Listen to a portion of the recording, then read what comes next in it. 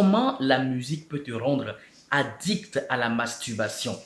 Et généralement, comment est-ce que la musique peut littéralement influencer ta vie, te rendre malade, te détruire, te mettre dans certains états. Nous allons lire dans la parole de Dieu. Nous lisons dans le livre dans le livre de Samuel, Samuel 16. On va lire le verset 14 au verset 23.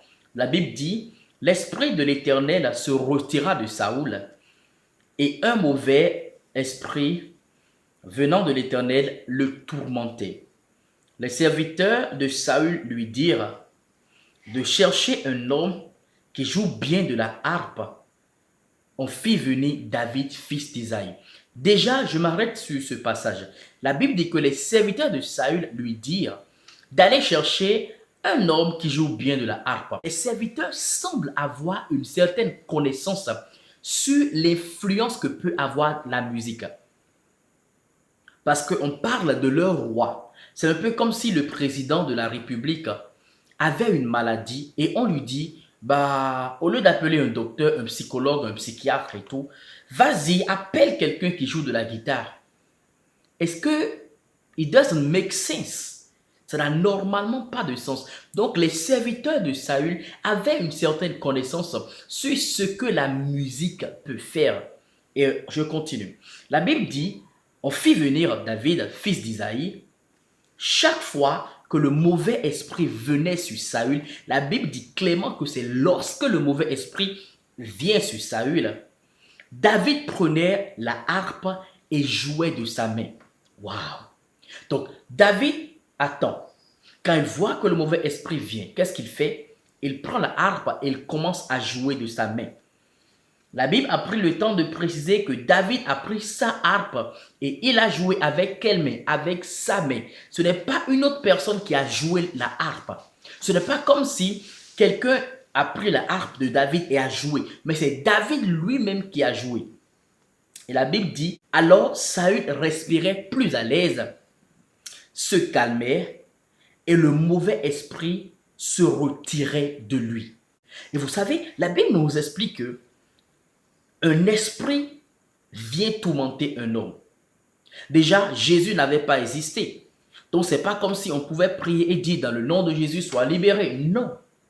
Un esprit tourmente un homme et on utilise la musique pour délivrer cette personne. Alors, c'est vrai que l'esprit part et puis l'esprit revient. Donc, la musique a un certain effet sur un certain temps. Quand le temps passe, l'esprit revient, on joue la musique, l'esprit s'en va. L'esprit revient, on joue la musique, l'esprit s'en va. Et voici ce que l'Esprit de Dieu m'a dit. L'Esprit de Dieu m'a dit que s'il est possible de chasser un esprit au travers de la musique, c'est qu'il est également possible d'appeler un esprit au travers de la musique. À chaque fois que vous vous exposez à de la musique, et vous voyez ici, David n'a même pas chanté, il a juste joué de sa harpe. Il a juste joué. Et la Bible a précisé que c'est sa main qui jouait. Pourquoi est-ce que je précise sa main? Juste pour vous dire que c'est parce que c'était David qui jouait que le résultat était le départ de l'esprit qui tourmentait Saoul. Et si vous lisez un peu plus loin, au début, la Bible nous explique que David était un être qui avait une certaine relation avec Dieu. Cela s'explique d'ailleurs quand vous lisez les psaumes de David. Une vraie relation avec Dieu. Donc David était quelqu'un qui était vraiment proche de Dieu. Et parce qu'il était proche de Dieu, quand il prenait sa main pour jouer de la harpe, ce qu'il communique, il communique sa relation avec Dieu. Et à chaque fois qu'il le fait, le démon qui tourmentait un homme, le démon fuyait, le démon partait. Et vous devez comprendre donc, si quelqu'un a une intimité avec un certain esprit, lorsqu'il joue ou lorsqu'il chante, la personne va déteindre sur vous. La personne va envoyer ce qu'il a en vous sur vous. Vous savez quoi? On ne peut que donner ce qu'on a. Je ne peux pas vous donner quelque chose que je n'ai pas. J'ai par exemple ce marqueur dans ma main. Si je vous le remets, vous allez prendre ça. Je l'ai dans ma main, je peux vous le donner.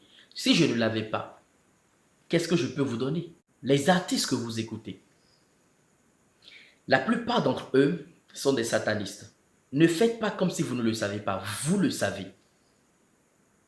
À chaque fois que vous les écoutez, que pensez-vous qu'ils vont vous communiquer? L'Esprit de Dieu? La présence de Dieu? La guérison? La paix du cœur? Non. Ils vont vous communiquer la dépression. Ils vont vous communiquer des cancers. Ils vont vous communiquer des maladies. Ils vont vous communiquer des tourments, l'absence de paix, la tristesse. Je sais que c'est dur à entendre, mais vous devez couper certains ponts avec certains artistes. Et certains parmi eux vont jusqu'à vous montrer littéralement qu'ils appartiennent à Satan. Mais malgré ça, vous les suivez. Quand quelqu'un, par exemple, fait un concert où il montre des images, vous savez que ces images ont trait avec le satanisme. Mais pourtant, vous allez là-bas, vous criez, vous dansez. Qu'est-ce que vous êtes en train de faire? Vous êtes en train d'éviter ces esprits en vous. Donc, comprenez très bien. L'intimité qu'une personne a avec un esprit, lorsque cette personne vient maintenant jouer ou chanter, la personne va vous communiquer l'esprit avec qui il est intime. Et c'est ceci qui m'amène à ce point-ci.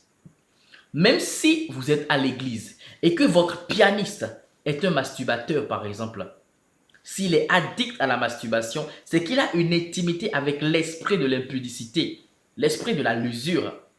Peut-être qu'il ne le sait pas. Mais à cause de cette addiction dans laquelle il est, lorsqu'il vient jouer au piano, il peut jouer des mélodies extraordinaires. Il peut jouer des mélodies et ceux qui sont tellement émotionnels vont commencer à pleurer, vont commencer à parler en langue. Mais ceux qui sont réellement spirituels, quand on joue de la mélodie, ils aperçoivent, ils sentent que cette mélodie, non, ça ne vient pas de Dieu. Ça ne vient pas de Dieu. Regardez ce verset. La Bible dit que le prophète n'arrivait pas à prophétiser. Et qu'est-ce qu'il a fait? Il a appelé un instrumentiste.